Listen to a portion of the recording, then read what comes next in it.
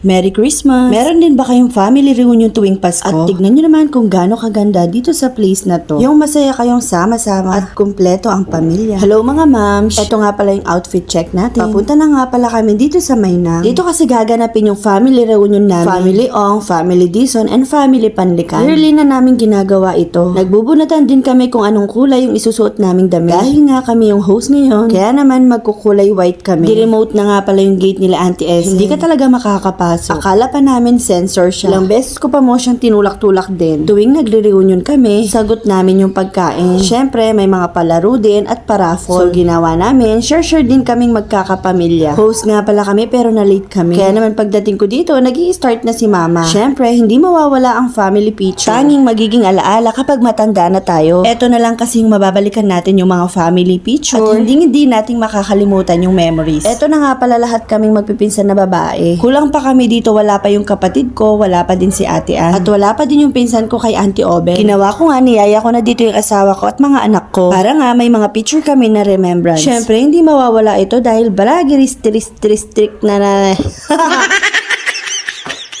napakalinis tignan kapag naka-white. Pero eto yung ayaw ko na nilalabhan. Merry Christmas mga ninong-ninong from Sean and Sky. Kaya naman buena mano yung pinsan ko na ninang ni Sean. Grabe, kalaki na ni Eri. Parang kailan lang sila mga bata ngayon, dalaga na sila. Nag-start na nga pala yung games, ayun. Samasan Maying Cup. And also, pahabaan ng Merry Christmas. At eto din, imamatch mo siya sa kulay. So, 1 point nga kay Kuya Sean. Kagaling na ingan ako. May kahula ni Pete. Next games naman is Bato-Bato Pick. Siguro naaalala nyo pa yung laro na yon. Dahil nung bata ako, nilalaro ko yun. Tapos pitikan anak kasakit. Kagaling naman tun Ebo na Auntie Joy. Talagang pekakap-kap ni.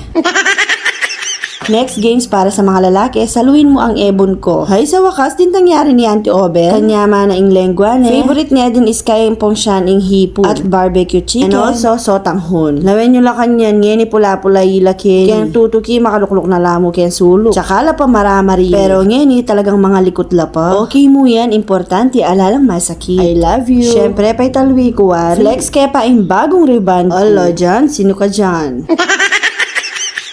Siyempre, alang kamatayan na papyalo. Go na go la talaga deng thunders. Apin den dara kong buri-buri ko. Talagang alang KJ at pamakyabe mo. Kabunga na yung chiko ng Auntie Ethel, ang pong suha. E laman pa mo mata so. Aba, lucky ay princess ha. Thank you po Auntie Ethel, kang suha. 1 down for 12 fruits. Merry Christmas to all and advance Happy New Year.